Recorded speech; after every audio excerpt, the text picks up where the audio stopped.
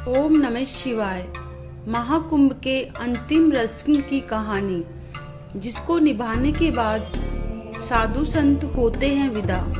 महाकुंभ 2025 अब अपने अंतिम पड़ाव की ओर बढ़ चला है।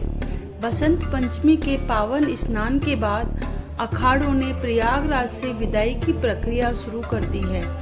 परंपरा के अनुसार विदाई से पहले कड़ी पकौड़ी भोज का आयोजन किया गया है, जिसके बाद संतों और नागा सन्यासियों का प्रस्थान प्रारंभ हो गया है।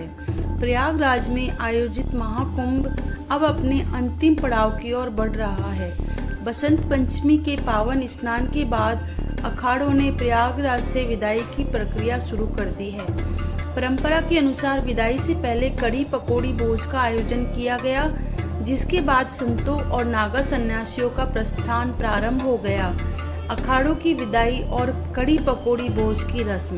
महाकुंभ में करीब 1 महीने तक अखाड़े अपनी ध्वजा के साथ प्रवास करते हैं, लेकिन जब अमृत स्नान संपन्न हो जाता है तो परंपरागत रूप से साधु संत कड़ी पकौड़ी भोज ग्रहण कर महाकुंभ से प्रस्थान करते हैं। इस वर्ष पंच निर्वाण अखाड़े के लगभग 150 संत बसंत पंचमी के अगले ही दिन भोज कर प्रयागराज से रवाना हो गए।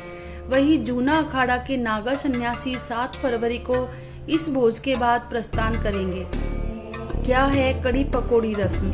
महाकुंभ मेला के दौरान कड़ी पकौड़ी अनुष्ठान करने के बाद साधु संत निकल पड़े। संतों का मिलन।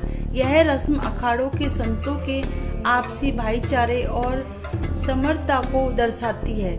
इसमें विभिन्न अखाड़ों के संत एकत्र होते हैं और सामूहिक रूप से कड़ी पकौड़े का प्रसाद ग्रहण करते हैं। भोजन की पवित्रता।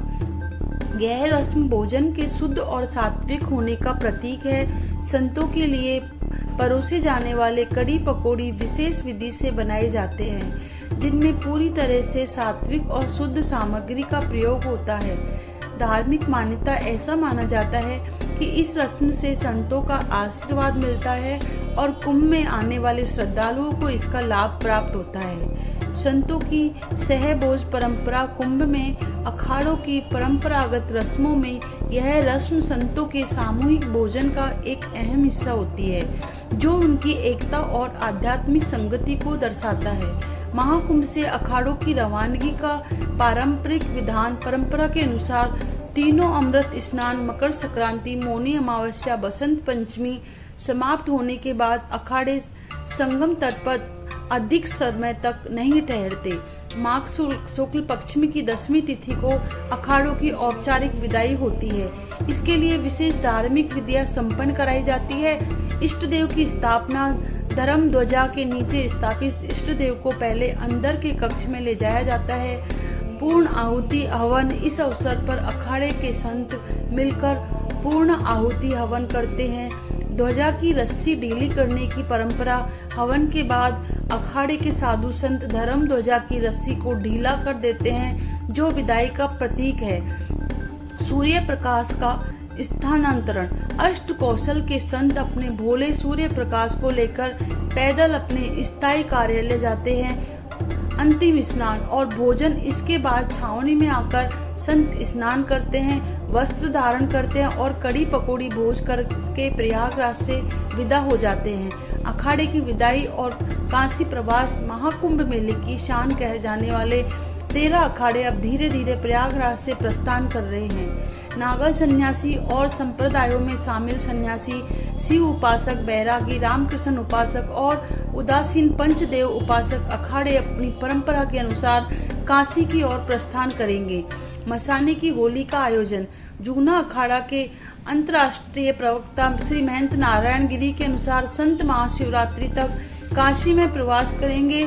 इस दौरान वे शोभा यात्रा निकालकर काशी विश्वनाथ के दर्शन करेंगे और फिर गंगा स्नान करने के बाद मसाने की होली खेलेंगे। इसके पश्चात संत अपने अपने मठों और आश्रमों की ओर लौट जाएंगे। महाकुंभ का समापन 26 फरवरी को। हालांकि 26 फरवरी महाकुंभ का मेला 26 फरवरी का अंतिम स्नान के साथ समाप्त होगा, लेकिन अखाड़ों की विदाई के साथ ही मेले की आध्यात्मिक छटा धीरे धीरे कम होती जा रही है। महाकुंभ में साधु संतों, नागा सन्यासियों और अखाड़ों की उपस्थिति ही इस पावन पर्व की मुख्य विशेषता होती है। और अब जब ये प्रयागराज से प्रस्थान कर रहे हैं तो महाकुंभ की आभा भी विदा होने लगी है। महाकुंभ का यह परंपरागत क्रम अनादिकाल से चलता आ रहा है, जहां संत समाज धार्मिक अनुष्ठानों के साथ कुंभ में शामिल होते हैं और कड़ी पकौड़ी का भोज के बाद वापस अपने मठों की ओर प्रस्थान करते हैं। इस साल भी इसी परंपरा का पालन करते हुए अखाड़ों ने प्रयागराज से विदाई ले ली है, लेकिन उनकी आध्यात्मिक उपस्थिति की गूंज आने वाले वर्षों तक बनी रहेगी। महाकुंभ के अंतिम रस्म की कहानी, जिसको निभाने के बाद